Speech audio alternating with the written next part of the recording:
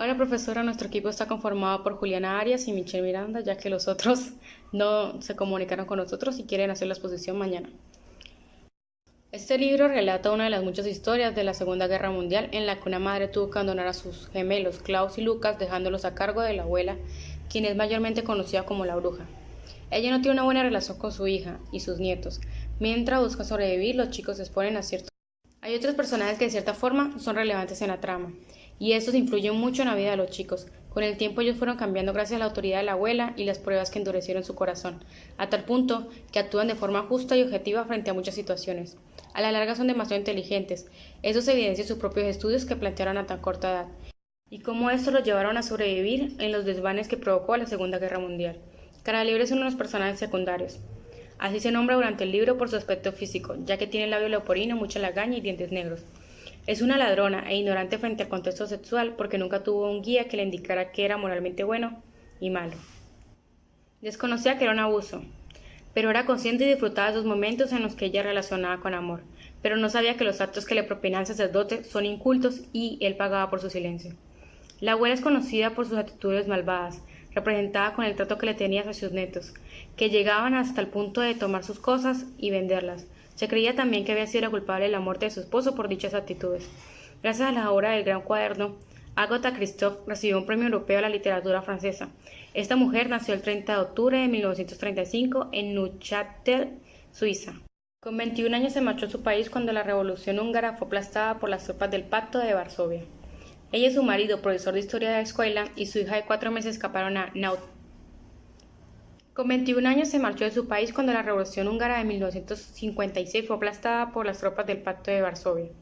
Ella y su marido, el profesor de historia de una escuela, y su hija de 4 meses escaparon de Neuchâtel, en Suiza. Tras 5 años de auxilio y soledad trabajando en una fábrica, dejó su trabajo, se separó del marido y empezó a estudiar francés. Y comenzó a escribir sus novelas en este idioma, ya que ella se encontraba en Francia. Primero comenzó en el ámbito de la poesía y del teatro, aunque su novela más famosa es su primer novela, que es El Gran Cuaderno. La segunda es titulada La Prueba, que llegó 2 años después, y en 1991 aparece la tercera parte bajo el título La Tercera Mentira. La trilogía novelística ha sido publicada en España por el sello de Alfred bajo el título de Klaus y Lucas.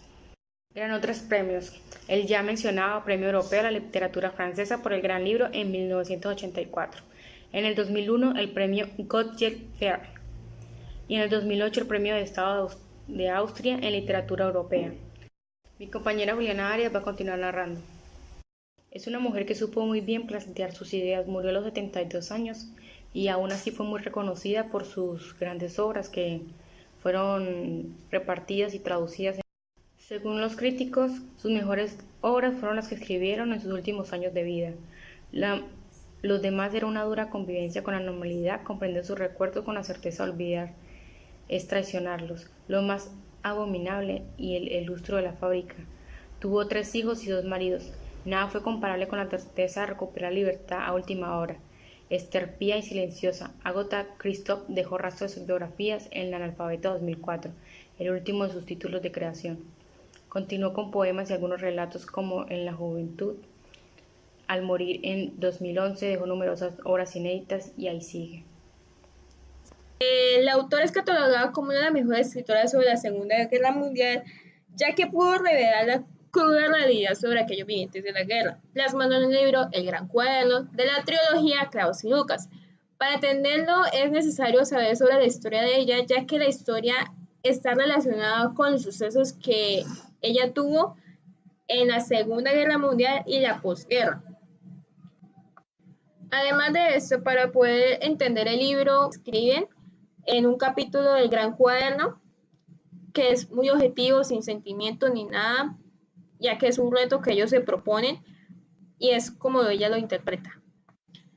Sin embargo, la forma objetiva le llevó a que los escritos de ella fueran muy cortos, lo cual dejaba con uno con una mayor curiosidad de saber lo que había sucedido en ese día o en esa época, pero lo deja a uno entender el suceso. Sin embargo, uno quiere saber de más, como ya uno lleva, pues en mi caso, llevo más tiempo leyendo libros que son muy detallados y todo eso, pero la escritora de ella lo hace a uno más fácil de entender, no tiene que interpretar muchas Y además de esto, llegar a la forma de escribir de ella da a entender los diferentes temas que ella quiere tratar, como es el caso de la deshumanización, y además hay que entender que ellos ya no tenían a sus padres, sino que vivían con su abuela.